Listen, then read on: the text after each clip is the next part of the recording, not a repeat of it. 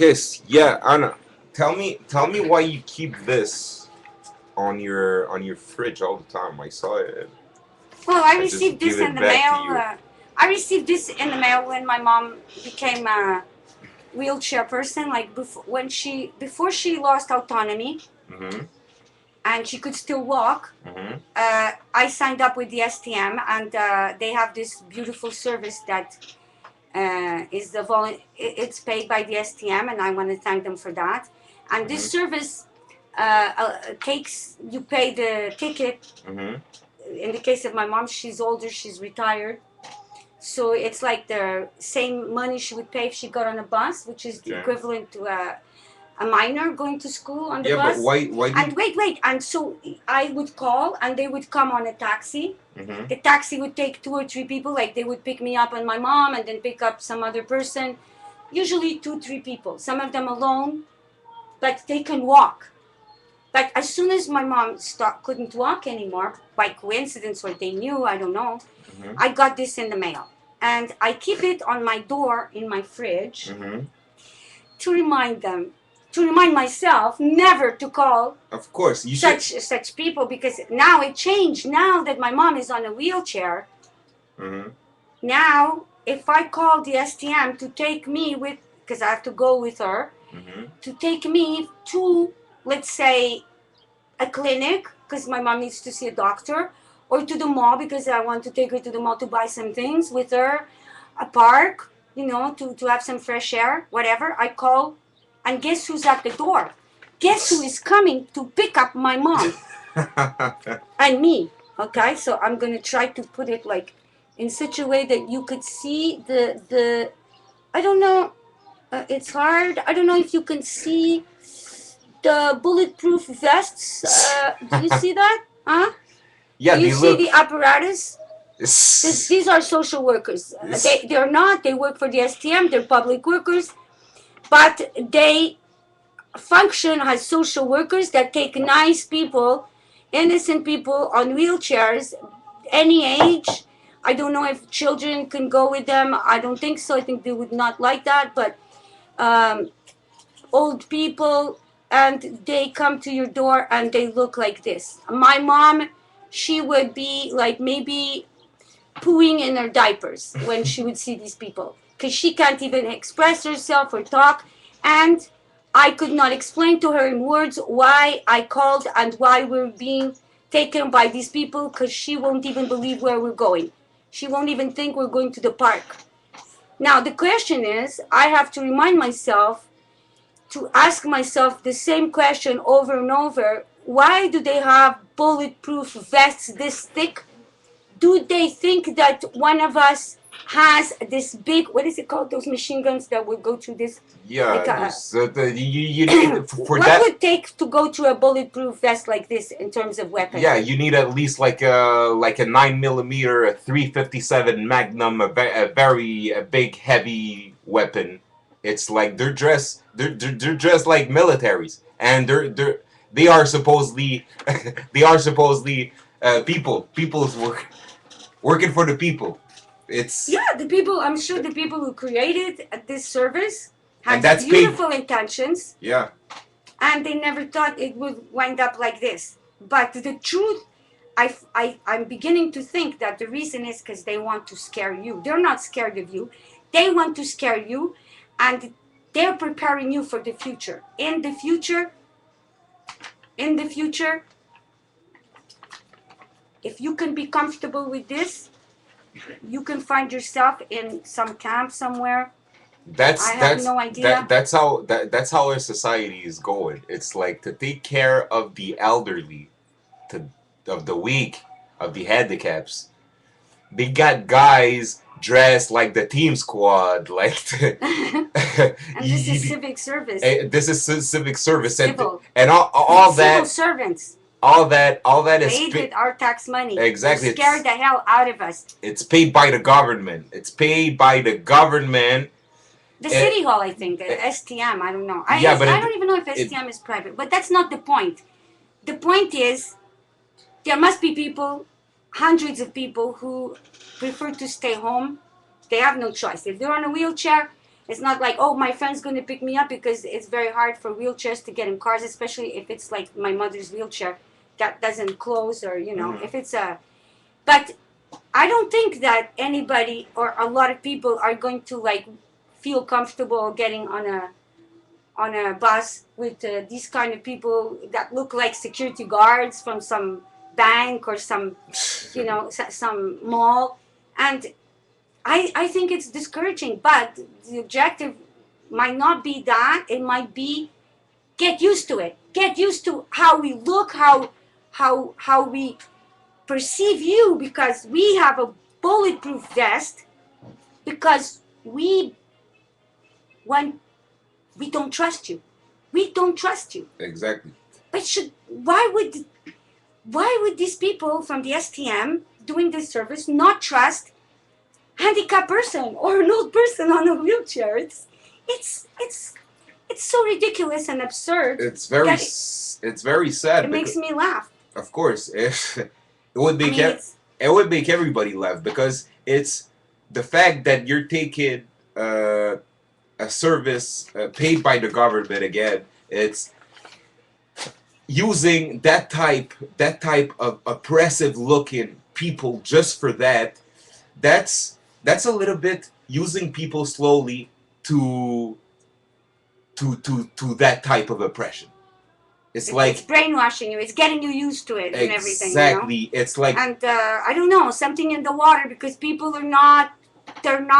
It's not clicking. Maybe the fluoride in the water or something, and people are like not.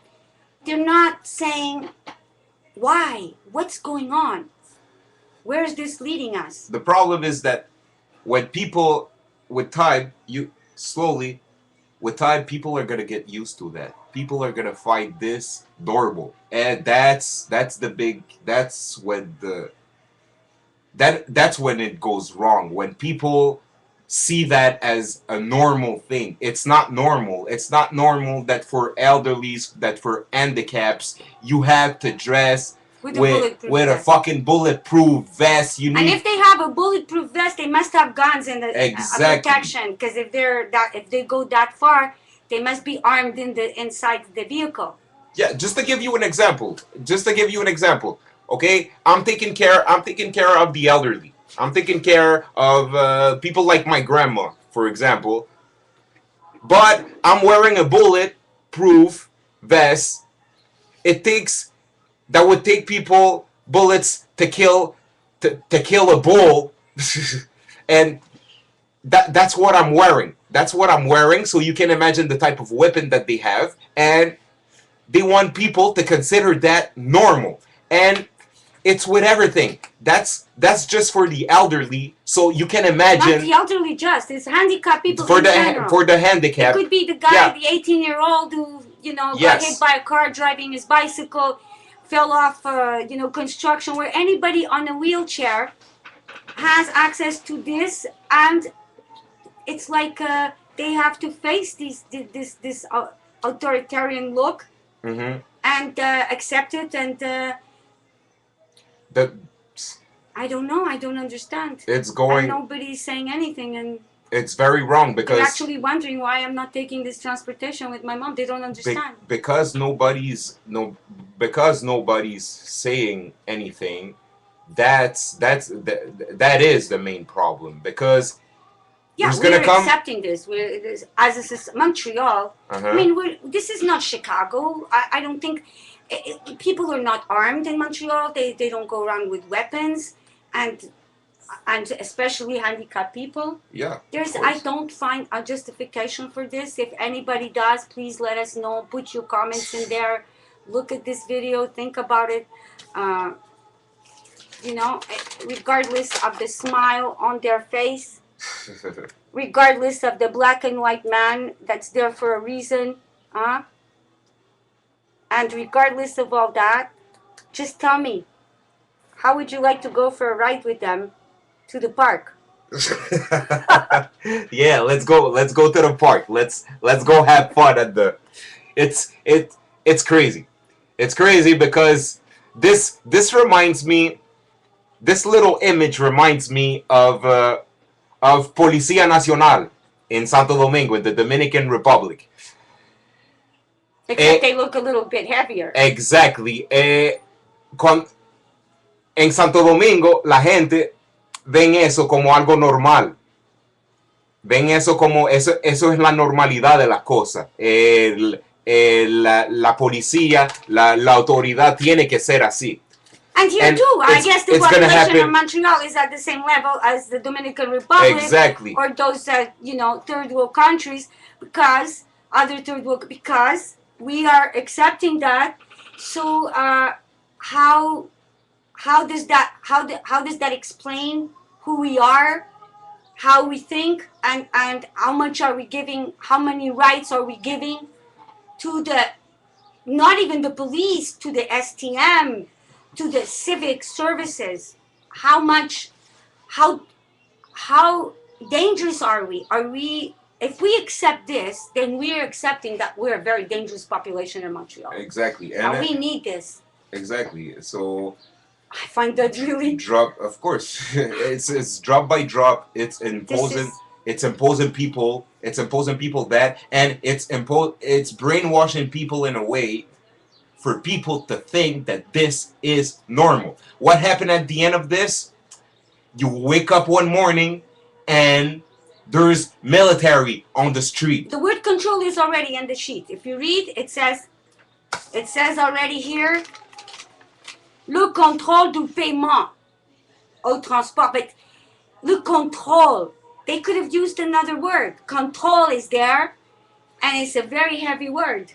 All that to say that if things are continuing that way, we're just becoming a big banana republic, just like any banana republic in Latin America. We are already, because it's happening already. Of course, it's going on, and I don't hear anybody complain. The newspapers, Gazette, nothing. This comes to the, but nobody is like, because hey.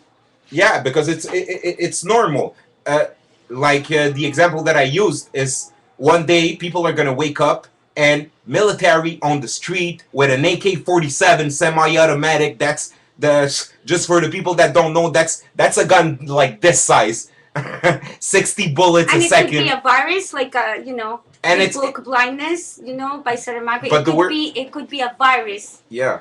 It could even and that catches the innocence of the people who are under control, and they will go because they are already controlled.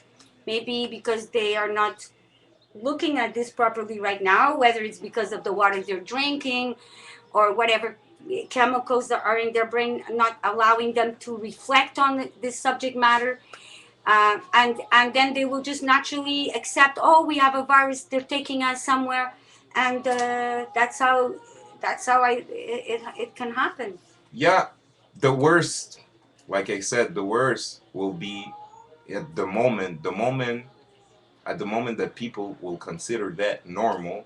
That would be the end, because from that moment on, the authorities, the government, and it's too late to change after that. Yeah. Exactly. And I think that's happening right now. They can do whatever they want. Right doesn't exist anymore. Just like the example that I use, Policía Nacional in my Dominican Republic, it's gonna be like that, and people are gonna find that normal. That's what it. And from that moment on, you have no rights. You have no rights.